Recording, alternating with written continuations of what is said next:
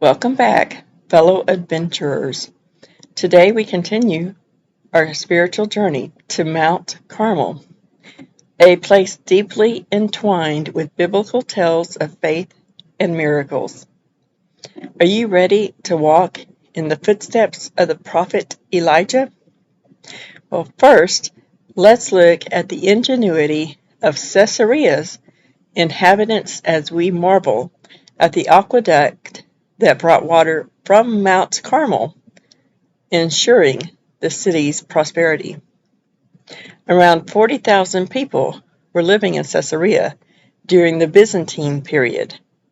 There were a few cisterns to collect rainwater, but it doesn't rain a lot here. So they had to build an aqueduct to bring the water from Mount Carmel. There is a spring there where the water comes from. Today, the inhabitants enjoy and relax on the picturesque Caesarea beach. Our next destination takes us to the majestic Mount Carmel, a place of great biblical significance. According to the Bible, Mount Carmel was the site of a dramatic confrontation between Elijah and the prophets of Baal.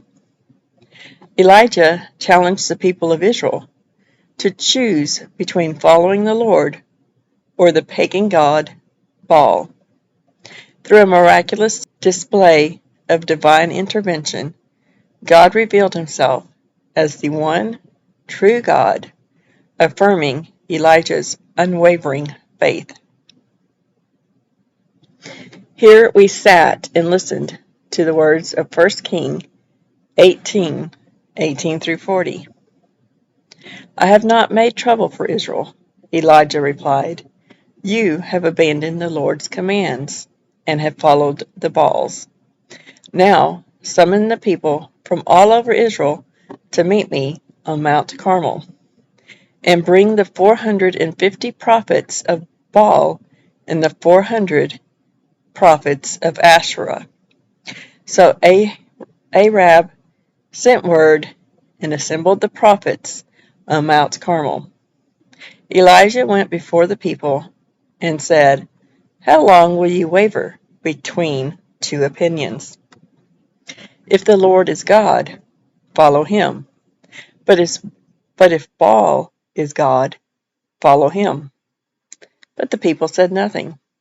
Then Elijah said to them, I am the only one of the Lord's prophets left, but Baal has 450 prophets. Get 2 bulls for us. Let Baal's prophets choose one for themselves, and let them cut it into pieces and put it on the wood, but not set fire to it. I will prepare the other bull and put it on the wood and not set fire to it. Then you call on the name of your God, and I will call on the name of the Lord. The God who answers by fire, he is God. Then all the people said, What you say is good. So they took the bull given them and prepared it. Then they called on the name of Baal from morning till noon. Baal, answer us, they shouted. But there was no response. No one answered. At noon, Elijah began to taunt them. Shout louder, he said. Surely he is a god.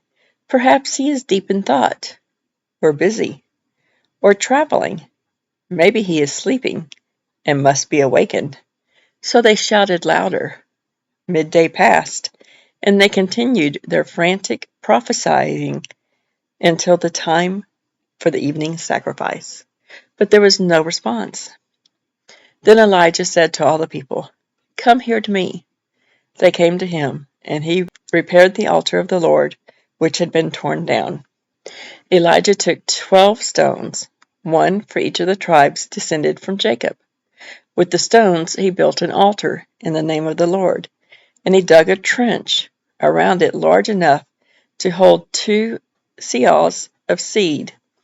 He arranged the wood, cut the bull into pieces, and laid it on the wood. Then he said to them, Fill 4 large jars with water and pour it on the offering and on the wood. Do it again, he said, and they did it again. Do it a third time, he ordered, and they did it a third time. The water ran down around the altar and even filled the trench. At the time of sacrifice, the prophet Elijah stepped forward and prayed, Lord, the God of Abraham, Isaac, and Israel, let it be known today that you are God in Israel, and that I am your servant, and have done all these things at your command. Answer me, Lord, answer me, so these people will know that you, Lord, are God, and that you are turning their hearts back again. Then the fire of the Lord fell and burned up the sacrifice, the wood, the stones, and the soil, and also licked up the water in the trench. When all the people saw this, they fell prostrate and cried, The Lord, He is God. The Lord, He is God. I thought I was actually recording this when Jeff was telling this story, and I just took a picture and I did not actually hit record. Here we were able to step into the sacred atmosphere of the church on Mount Carmel. And then we ascended to the top of the church, where we were able to take a moment to absorb the awe-inspiring beauty of the landscape that served as a backdrop to this extraordinary event. The panoramic view was breathtaking. Here, overlooking the Armageddon Valley, we talked about Revelation 16:16. And they gathered them together to a place called in Hebrew Armageddon.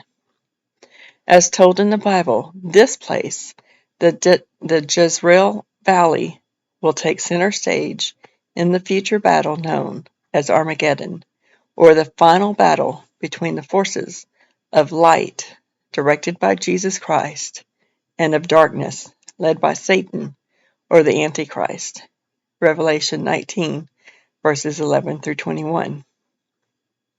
Mount Carmel, a place where faith and miracles converge. Join us on our next adventure as we continue to explore the biblical wonders of Israel. Stay tuned for the tale of Megiddo. Thank you for watching this video and joining me on this incredible journey to explore and learn about these significant biblical sites. If you enjoyed this content and would like to see more, please consider subscribing to my channel. By subscribing, you'll never miss an episode and will be a part of our growing community of believers. Additionally, I want to invite you to support this channel and my mission further by becoming a patron on my Patreon platform. Your generous support will enable me to continue creating insightful content, interviewing missionaries, and shining a spotlight on the vital work they do around the world. Together, we can make a difference and support these impactful missions. Thank you for your support, and I look forward to sharing more incredible stories and insights with you in future videos. Stay connected, subscribe, and join me on this inspiring journey. God bless you.